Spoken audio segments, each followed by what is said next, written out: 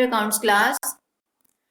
हमारा accounting ratio एक practical topic चल रहा था जिसमें हमने उसके एग्जांपल डिस्कस करने स्टार्ट किए थे। आज हम फर्दर उसी को आगे कंटिन्यू करेंगे विद डिफरेंट रेशियोज। आप देख सकते हैं क्वेश्चन में हमारे पास एक बैलेंस शीट दी हुई है जिसके बेस पे हमें क्या निकालना है, करंट रेशियो, क्विक रेशियो, डेब्ट equity ratio and proprietary ratio. Student, question start करने से पहले मैं आपको ये बता दूं, मैंने आपको अभी व्हाट्सएप ग्रुप में एक मैसेज किया था कि संडे आपकी क्लास लगा करेगी और मंडे आपका ऑफ रहेगा, तो उसे आप देखा करो। अभी व्हाट्सएप पे अभी स्टूडेंट सभी ने नहीं देखा, अपने फ्रेंड्स को भी कम्युनिकेट करना, एक टाइमली पहुंचा करें 12:30 पे, और संडे भी आपकी क्लास रहेगी।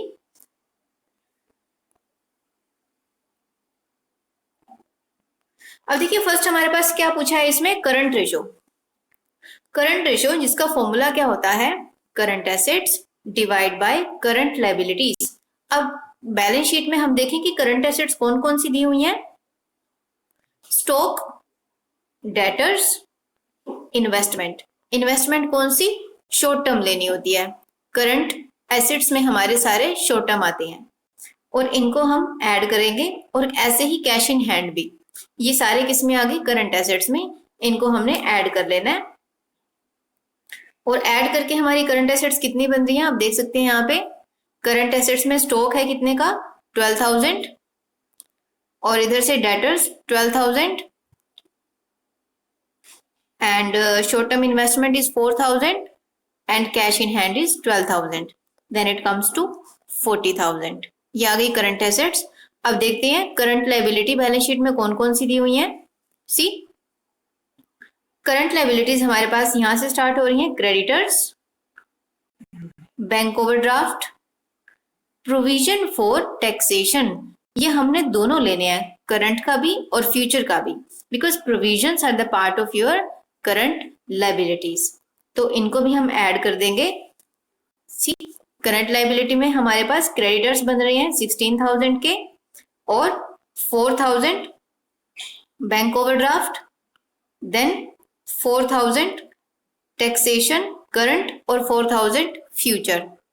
इनको ऐड कर देंगे तो हमारी करंट लायबिलिटी आ जाएंगी। करंट लायबिलिटी हमारी कितनी बन रही है, 28,000। अब इसको डिवाइड कर देते हैं, करंट एसेट्स हमारी थी 40,000 की, करंट लायबिलिटी है 28,000, इनको डिवाइड करके हमारी रेशियो बन जाती है 1.43:1। ये आपका आंसर आ गया। और आइडियल रेशियो हमने डिस्कस की हुई थी, वो थी इसकी 2:1, तो ये हमारी डिजायर रेशियो से कम है। Company needs to improve its condition. Second is quick ratio. इसका फॉर्मूला क्या होता है, quick assets divide by current liability. Quick assets में हमने क्या करना होता है, जितनी हमने करंट एसेट्स निकाली थी उसमें से हम स्टॉक माइनस कर देंगे। स्टॉक, प्रीपेड एक्सपेंस, ये सब माइनस होता है, लेकिन क्वेश्चन में हमारे पास क्या गिवन है, ओनली स्टॉक। तो इधर हमने क्विक एसेट्स निकाली, करंट एसेट्स हमने ऊपर इस क्वेश्चन में निकाली थी, दैट वाज 40,000, इसमें से हम क्या माइनस कर देंगे, स्टॉक। अब क्वेश्चन में स्टॉक दिया हुआ है 12,000 का, 40 - 12 कम्स टू 28, कितनी आ गई हमारी quick assets, which is quickly convertible into cash. Quick liabilities, quick liabilities कैसे निकालनी है, करंट लायबिलिटीज में से आपने बैंक ओवरड्राफ्ट और प्रोविजन फॉर टैक्स, इन दोनों को माइनस कर देना है, तो हमारी करंट लायबिलिटीज आ जाएंगी। ये हमारी क्विकली, जो हमारी क्विकली कन्वर्टिबल में आती हैं, उन्हें हमने कंसीडर करना होता है। तो हमारे जो प्रोविजंस होते हैं और ओवरड्राफ्ट होती है, ये क्विकली कन्वर्जन में नहीं आते, इसलिए इनको हम माइनस कर रहे हैं करंट लायबिलिटी में से। तो बैंक ओवरड्राफ्ट 4 का है, और टैक्सेशन हमारा 4+4, ये यानी कि 4+4 इधर से 8। और इसमें जो फ्यूचर वाला है, अब देखिए फ्यूचर वाला कन्वर्टेबल नहीं होगा लेकिन करंट वाला होगा, तो हमने इन दोनों में से सिर्फ फ्यूचर वाला 4 उठाया है। सी, तो करंट लायबिलिटीज हमने क्वेश्चन में निकाली थी, ये कितनी आ रही थी, इन सबको ऐड करके दैट वाज 28,000, और इसमें से हमने माइनस क्या किया, 8,000, और ये 20,000 क्या आ गई, क्विक लायबिलिटी। अब डिवाइड कर देंगे, quick assets divide by quick liabilities, that comes to 1.40:1। ये आपका आंसर आ गया। उसके बाद नेक्स्ट आ जाते हैं डेब्ट इक्विटी रेशियो पे। डेप्ट इक्विटी रेशियो का क्या फॉर्मूला होता है? लॉन्ग टर्म डेप्ट यानी कि liabilities divide by share holder fund. अब लॉन्ग टर्म लाइबिलिटीज में हमने क्या लिया हुआ है क्वेश्चन में देखें। अब इस क्वेश्चन में आप देख सकते हैं लाइबिलिटी में जो लॉन्ग टर्म है only single item is given which is 8% loan on mortgage that is 32,000। एक ही है हमारा जो लोन है, बाकी इनमें से कोई भी आप पढ़ेंगे आइटम ना equity share capital reserve creditor इन सबको हम यूज भी कर चुके हैं। तो सिर्फ जो डेप्ट में आ रहे हैं वो क्या है? सिर्फ 8% लोन। तो इधर हमने इसको ऊपर रखा।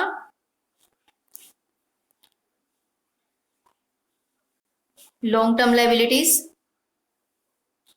32। अब आती है शेयर होल्डर फंड की बात। अब देखिए स्टूडेंट, शेयर होल्डर फंड में हमने क्या लेना होता है? जो हमारे पास एग्जिस्टिंग फंड अवेलेबल है टू पे दिस लॉन्ग टर्म लाइबिलिटीज। तो उसमें जो हमारा अपना रिजर्व किया हुआ है, हमारा अपना एक्यूमुलेट किया हुआ है, वो क्या क्या है? एक तो इक्विटी शेयर कैपिटल, ये वो अमाउंट है जो हमने किसी का नहीं देना होता, हमारा खुद का सेव किया होता है। Capital reserve, then it comes to preference share भी आ गया इधर से 40 and reserve and surplus is 8, equity share capital and preference is 12,000।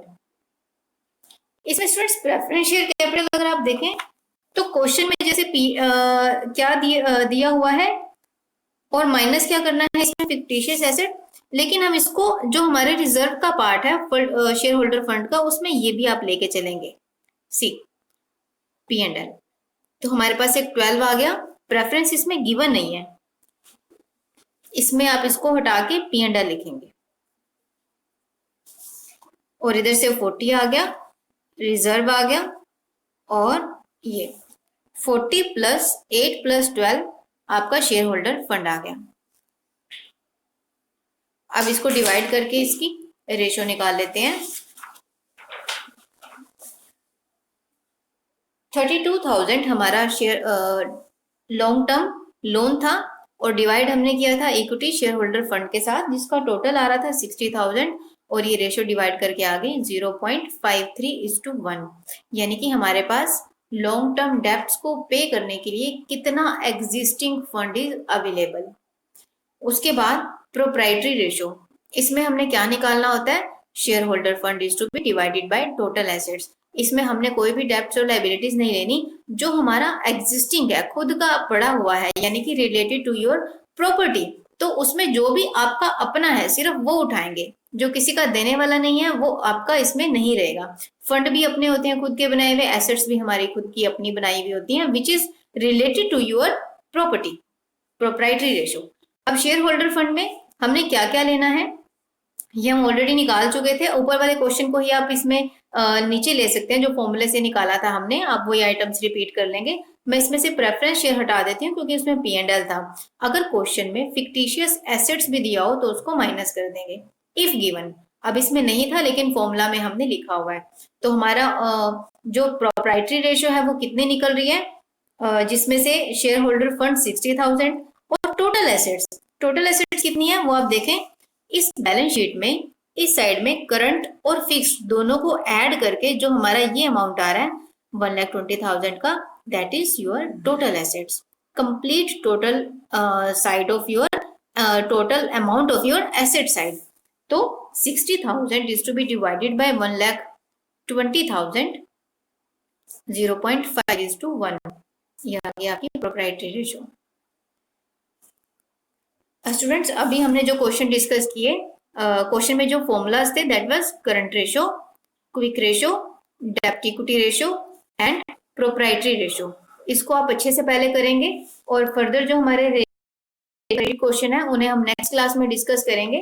और अभी आपको गूगल क्लासरूम में जो मैं लिंक शेयर कर रही हूँ वो जैसे कल वही क्लास का था अकाउंट्स का रेशो का जो प्रैक्टिकल क्वेश्चन, वो मैंने आज लिंक शेयर किया जिसके ऊपर सभी आप अपनी अटेंडेंस लगा देंगे। और जो अभी आज वाली क्लास का है ये आपको मॉर्निंग में मिल जाएगा लिंक, और साथ ही साथ आपको टैली के प्रैक्टिकल का भी लिंक मिल रहा है, उसके ऊपर आपने अपनी अटेंडेंस लगानी है। फर्दर जो रेशो है वो आपको नेक्स्ट क्लास में डिस्कस करेंगे और इसके जो रिलेटेड कंप्लीट जब ही हमारी रेशो खत्म हो जाएगी इसका पूरा पीडीएफ मैं आपको गूगल क्लासरूम में सेंड करूंगी। तो उसमें आप इन सारे क्वेश्चन को भी रिवाइज कर सकते हैं। एक बार ये सारे खत्म हो जाए फिर इन सब का पीडीएफ आपको उसमें मिल जाएगा। Okay students, thank you.